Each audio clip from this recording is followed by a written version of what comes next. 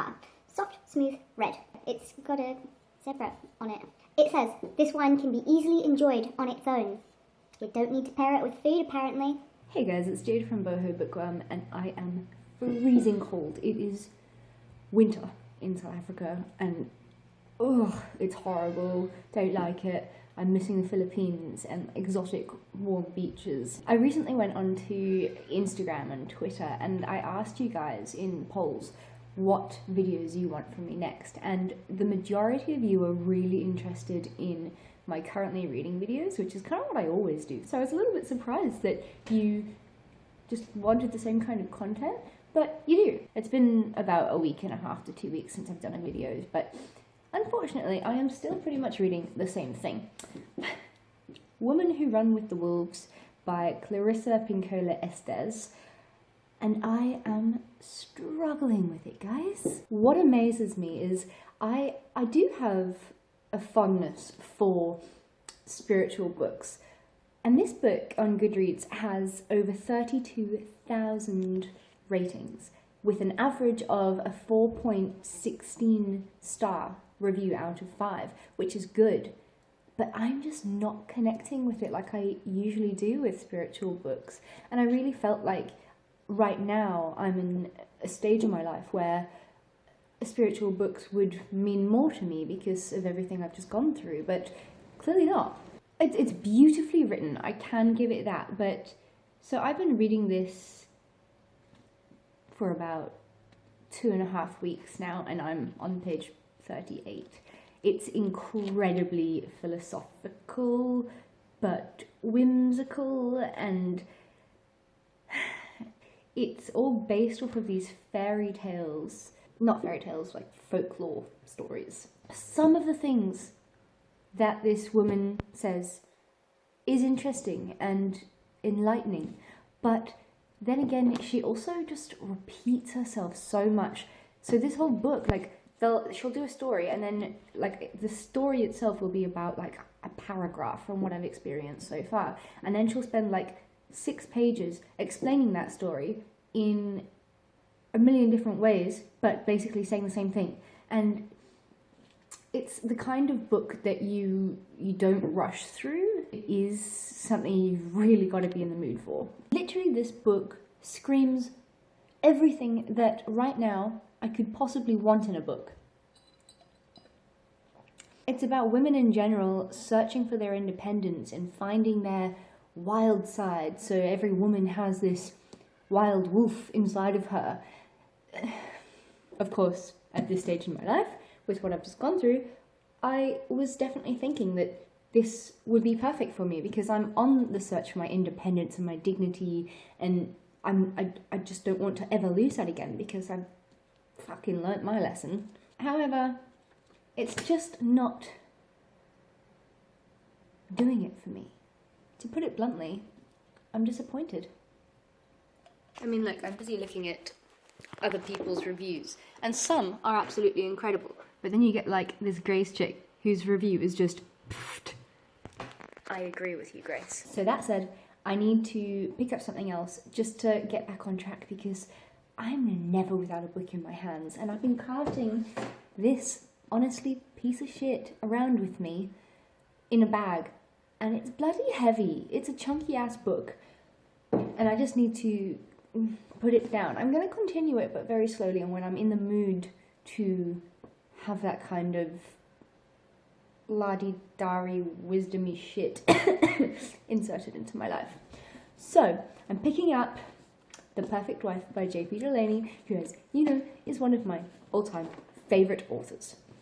This one, I'm interested. My mother just finished it, and she said that it's quite sci-fi.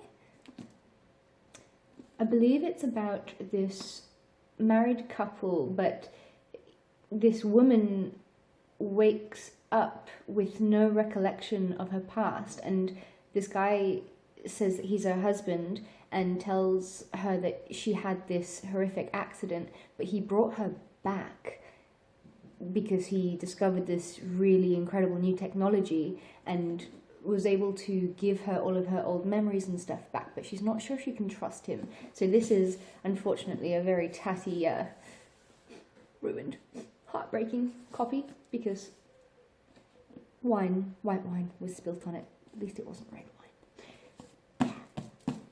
But it says, marry, die, repeat. I'm interested. JP Delaney has never let me down, so I think I just need a good, gripping psychological thriller to get me back into grips with reading in general. On Audible, I am busy listening to The Truths and Triumphs of Grace Atherton, which is written by Anstey Harris. This book was recommended to me by Aoife from Fred Weasley Died Laughing. She's my Irish booktube friend. Basically, she did this really awesome video, I'll link it in the description box down below, of matching a certain book to a certain YouTuber, and this is the book that she chose for me, and when she explained why, it honestly made me cry, because it was, you could tell that she really put thought into why she chose that book for me, and it's about this woman who called Grace Atherton, and she is having an affair with a married man. She's very passionate about music. She's a cellist. She is also a violin maker, and I find that the musical element to this book is just astoundingly beautiful. She's having this relationship with this married dude called David. He is in a loveless marriage, but he's got kids, and in their relationship she starts to realize that she is not looking after her body well, and it's because of him. She's trying to be so skinny for him, and she's putting him before her, which is what I've done my whole life. So there's a very deep connection for me with this book. So at some stage or another, the wife of David contacts Grace and basically says that he's had this vasectomy, and if there's any kids from her, she's going to make sure that she's financially protected. And she also says that now David has fallen in love and left the home for another woman who isn't her. So then Grace is like, what the fuck? She's had some miscarriages, and David's just giving her empty promises and not committing to her. And so when she realizes that he has made commitments and actually taken the plunge to leave his wife for someone else, she's like devastated and she hits rock bottom. So that's where I am in the audiobook now. And I finished the entire audiobook the other day, but I have been very naughty lately, and I've been playing Sims 4, and I thought that I could, because I've heard that you can, I listen to audiobooks when I'm running and exercising and walking and cooking and cleaning, whatever I'm doing, I can listen to an audiobook. But with The Sims, I'll put the audiobook in, but then I just don't concentrate on the book. So I finished the book, but then it kind of lost me. So then I tried it again, and it lost me again. And I tried it again this morning, and the same thing happened. So to me, I need to go back and try again, maybe without bloody Sims in my life for a while, because I'm being so unproductive, guys. The Sims is bad. It's great, but it's bad. But so far from what I've seen in the book, it's like 1 second there's David, then she hits rock bottom, and then there's no more David, and it's all about music and taking her life back and self-love and stuff. But I keep missing the part where that transition actually happened after she does something very stupid. So I need to just pick it back up and focus. But that's my problem, guys. I can't seem to focus on anything right now.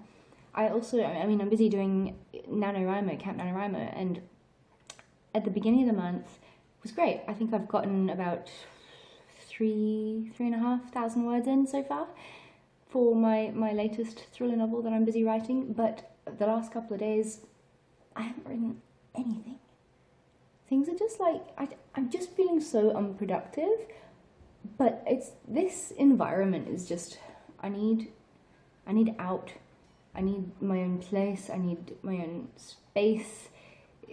that's why I haven't been filming videos, because it's too bloody cold and stormy outside to go and hide away in the garden and film a video, and my family never leave the bloody house. This is a rarity that they're actually out buying food, because we would starve otherwise. So yeah, I'm filming a video because I actually finally have time. I do, however, have really good news. Tomorrow, me and one of my other girlfriends, Lexi, are taking a road trip to Port Elizabeth, and I have presentations and interviews to go and work in America. I've never been to America. I've been to so many other countries, but never America. So I'm thrilled, and I have a really good feeling about it. So I feel like then I'll be able to just get back that independence. I'll be earning some dollars. I'll be in my own space, kind of. I don't know what living arrangements would be like, but anything is better than what I've got right now. So the job in America is working for country clubs, so, you know, golf resorts and shit, which isn't the most exciting, but I just feel like if I can just put my head down, work solidly for a good couple of months. I think the contract's for 7 months initially, and then you can choose to renew and stay for longer. Then, yeah, I mean, I've decided, so what I've always done in the past is I've given up everything for everyone. Always put everyone else before me.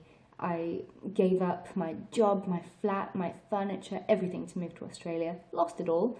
I worked for 2 years in Australia. Do I have a penny to my name? No, because my ex decided to take it all, which is lovely of him, really.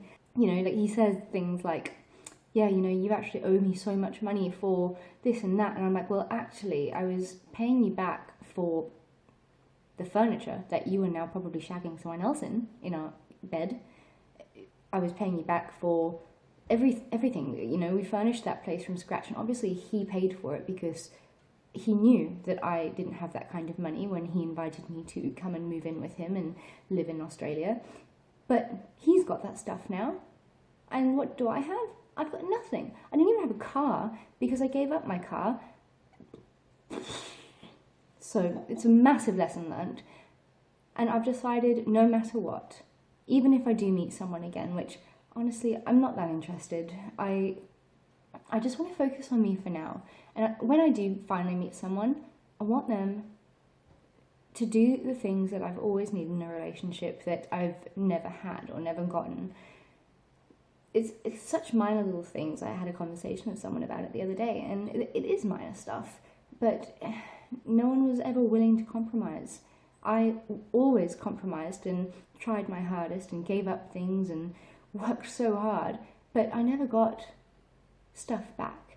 It's like simple things like, open the car door for me, don't fart in front of me, fucking like surprise me, take me out on a date, like let me dress up nicely, buy me a plant.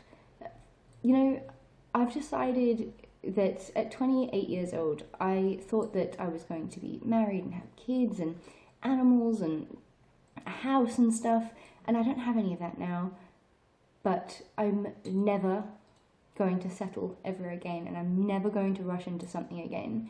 This is now my time for me, and I'm going to find the right person and take it very slow. But anyway, off track. America, dollars, mine. Not giving them up for anyone else. That is a fact. My Goodreads is just chocked with books that I'm busy reading. It's embarrassing. So we've got The Truths and Triumphs of Grace Atherton, which I just spoke about. Horrorstor I marked as currently reading, but I haven't started it yet. That is going to be an audible book. Women Who Run with the Wolves is another one that I spoke about earlier, and that is probably going to take me until the end of 2019 to finish, because then I also have Beartown by Fredrick Backman, and I started that ages ago. Cat, please do not knock over the wine. I love you to bits, but that is one way to make me very sad. Hello, I love you. So, Beartown by Fredrick Backman. It's just like, I could not get into it. Also Audible. It's just way too sporty and sports-based for me, and I was expecting more of a thriller, so I'll have to try that again at some point. Then I've also got Under My Skin by Lisa Unger, marked as currently reading, and I just could not get into that one on Audible either. Under My Skin by Lisa Unger is about this woman whose husband is brutally murdered while he's out on a morning run, and she spirals into this deep depression and grief, and she disappears for a couple of days. And when she, resurfaces, she is in this red dress and she can't really remember what happened to her. So she's trying to piece back together the bits of what happened to her, and she's also trying to discover what happened to her husband. She starts having these nightmares and these blackouts, and the case of her husband's murder was never solved. So, that's horrible and haunting for anyone. And of course there is the amazing thriller element that I love in a book. She starts to feel like someone is watching her or following her. So it sounds creepy, but I couldn't get into it. Then The Cuckoo's Calling by the Cormoran Strike series by Robert Galbraith, which is J.K. Rowling. That one, couldn't get into it. Of course, J.K. Rowling, Harry Potter, amazing. But when I heard that she was writing a mystery detective novel under a pseudonym, I was so excited because, thriller, mystery, crime, all my jam. This is about this detective who is investigating the murder of a supermodel. Apparently he lost his leg in Afghanistan, and he's also just broken up with his long-term girlfriend, so he's really struggling in life. So police are ruling this supermodel's death as a suicide, but he really believes that's not the case. She fell to her death, but he is sure someone is behind it and that she didn't commit suicide. Again, sounds so up my street, but I don't know, maybe there's a common thing with the books on my Goodreads that I have basically put aside for now. They're all audiobooks, so maybe I just need to try the physical books and put down some audiobooks for a while, because I think it depends so much on narration and where you are with your head. Like, I find focusing on a physical book so much easier than focusing on an audiobook sometimes, depending on what I'm doing. But one thing I can't do is just sit and do nothing and listen to an audiobook. I've got to be keeping busy somehow, multitasking. But like with Sims, that's just not possible. I'm so weird. I've also got Haunted by Chuck Palahniuk, marked as currently reading. And the first few, it's a collection of short stories, short, creepy, gross stories. And Chuck Palahniuk, he wrote Fight Club, so I was really excited for this. And there was one or two of the short stories that I was like, oh, that's so gross, and I was kind of interested, but then it kind of lost me a little bit. It just seemed a bit boring, so I need to try that again too.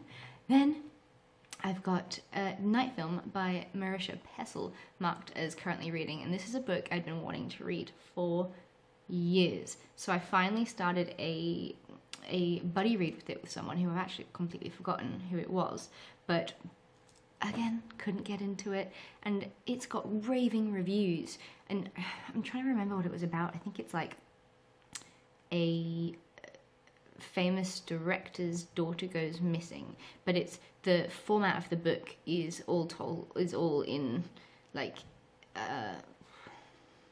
articles and journalist pieces and stuff, so I was really interested in that, but clearly I'm not having good luck with books lately.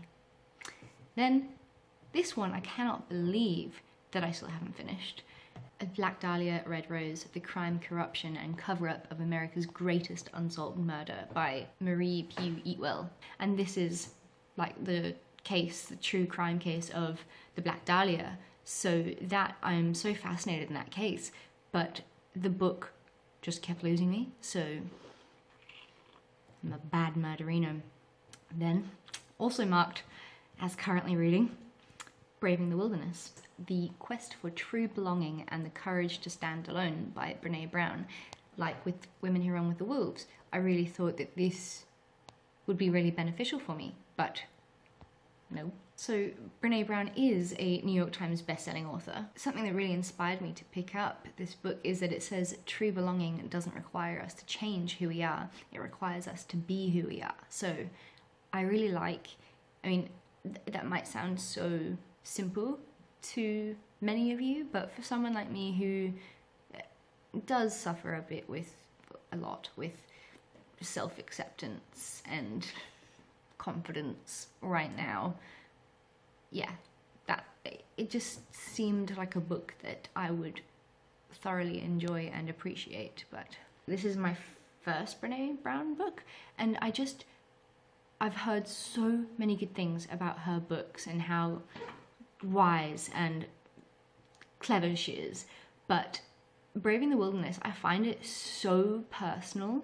to her, and because I haven't read any of her other books, I find myself just not really caring about these stories that she keeps telling of her experiences and why she has the right to be all profound and stuff. Like, so maybe I need to pick another book of hers up before Braving the Wilderness.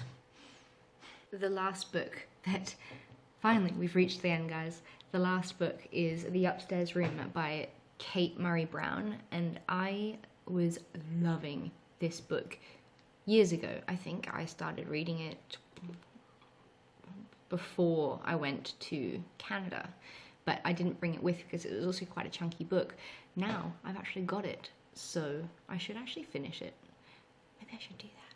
So basically it's like, it's a super creepy book and I was really, really enjoying it. So The Upstairs Room is about this family who stretch themselves to the limits to be able to afford their dream home in East London. However, when they move in, the wife feels this super eerie vibe about it and it's really unsettling for her, but the husband's just like, get over it. He is far more interested in their tenant that lives downstairs. I think she's like 27, her name's Zoe.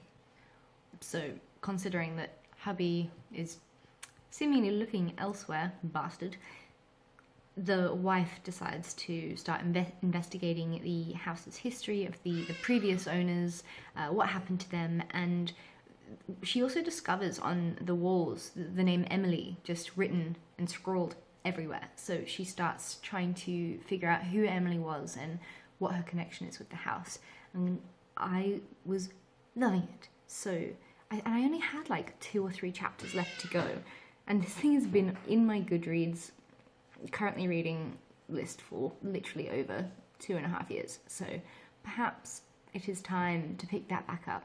That is a good idea, although I mean I can't really remember. Maybe I should just start it again.